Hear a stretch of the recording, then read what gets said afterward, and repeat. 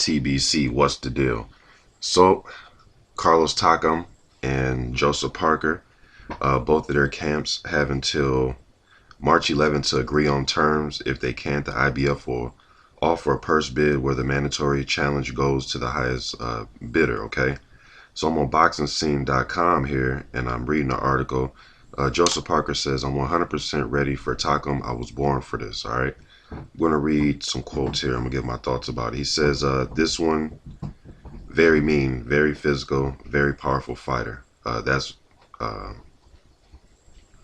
Parker's trainer that said that. And he's also said, I've studied a lot of tape on him. He's a very big, strong guy who is going to be one hell of a test for Joe. This is the fight that will find out just how much Joseph Parker has learned in the last 3 years. We've worked very hard as a team for the last 3 years to get in this position. It is a testament to Joe's hard work over those last 3 years, moving his way up to the rankings, all right?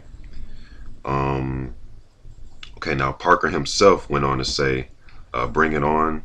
We are ready for this. We are 100% ready. I was born for this. Next fight is going to get us that much closer to achieving the goal and fulfilling the dream I had when I was a young boy. All right. And there's, he goes on to say a whole bunch of stuff, man. But I'm gonna leave this article in the description box. You come to your own surmise. I'm not gonna read you guys a story here, but what do you guys think about this? Because Carlos Takam is a tough guy, man. He's mobile. He's very fast hands. He's physical. He's strong. He may be able to outbox Joe on his back foot. When Povetkin tried to step to him and tried to box with him, he boxed him off his back foot really well. Now, I have seen him outboxed and out-finessed when he fought Tony Gregory. That fight, well, a clip of that fight is on YouTube. You can watch that fight and see some of the deficiencies that Takam has. Povetkin showed some of his deficiencies, but he fought a very good fight in that fight. Povetkin came right out and tried to step right to him. He tried to play like he was going to bully him, but Takam made him play high-speed chess kind of by making Povetkin think before he charged in on him. He was using the jab, throwing combinations.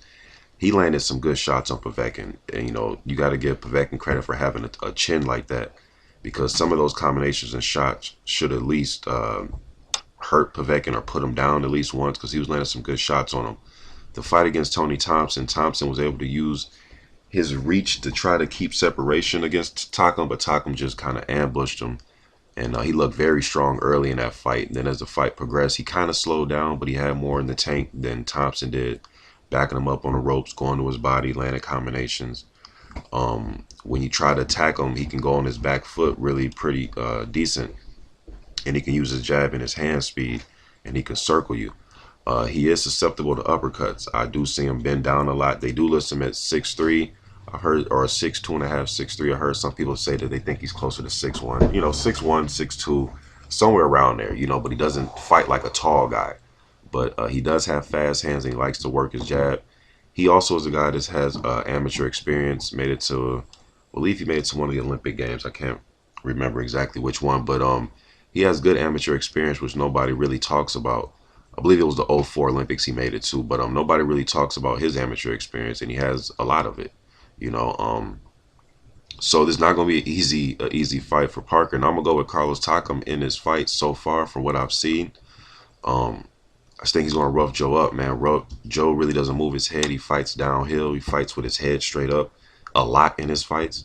And you really can't blame him, because he really doesn't have much to worry about coming back. Cali Meehan didn't offer much. Martz didn't offer much. Bergman did hit him with a few good left hands, but it was too few, too often, didn't do it enough, and not enough power behind those shots. Takam's going to land a lot more than Bergman, and he's going to be able to time Parker coming in because of his offensive attack. To come forward, walk you down with the jab, right hand, left hook.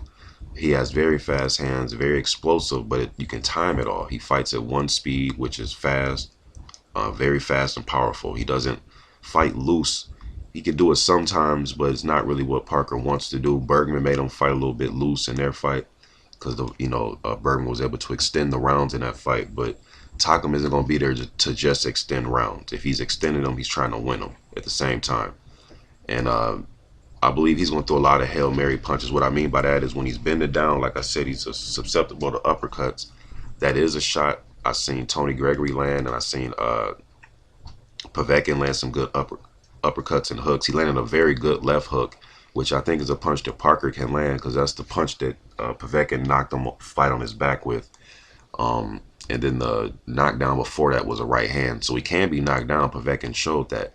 But it took an accumulation of punches from Povetkin. It wasn't a first, second round thing. It was a 10th round knockout. And it came pretty much out of nowhere because Takam didn't look that hurt in the previous rounds, in my opinion. You know, that was a pretty good match. So Parker's going to learn, he needs to learn how to move his head, but like I said, he can land the uppercuts, and Takam likes to bend down, but when he's bending down like he's going to your body, he'll arc over the top, arcing right hooks and left hooks, and he can catch you. He was doing that to Thompson.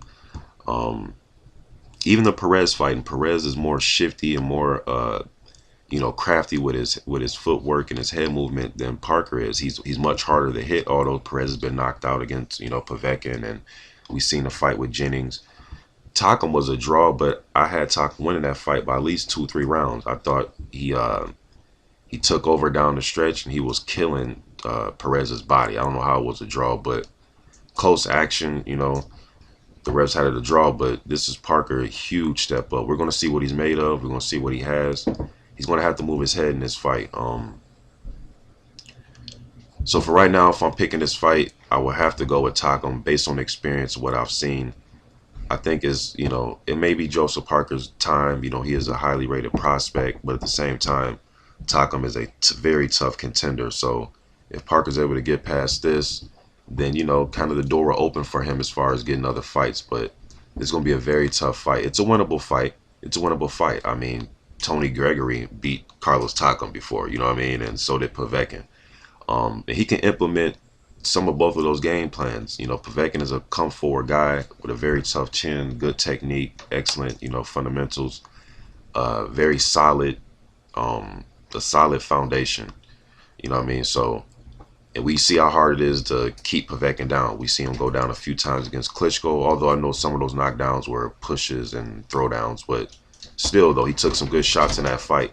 And he took some good shots from Chichagaya, too. So Povetkin is tough. You know, he's very tough, but I don't know. I'm going to go with Carlos Takam in his fight so far, man. But Parker can't win the fight, but we just have to see how good his chin is, because he's going to get hit a lot. He's not just going to be this defensive master just all of a sudden, because I really don't see a defensive master. Even when I watched his amateur fights, I didn't see a defensive master. I've seen a guy that comes forward, likes to throw hard, fast combinations, and he could be a plotter sometimes. When I've seen Joe go on his back foot, it's usually just to get away and then reset. It's not like he's fighting off his back foot while throwing punches simultaneously and circling. It's not that. It's just he puts up his guard and he moves, and he's athletic enough to bounce, you know, take a few steps back and then reset and go back to work.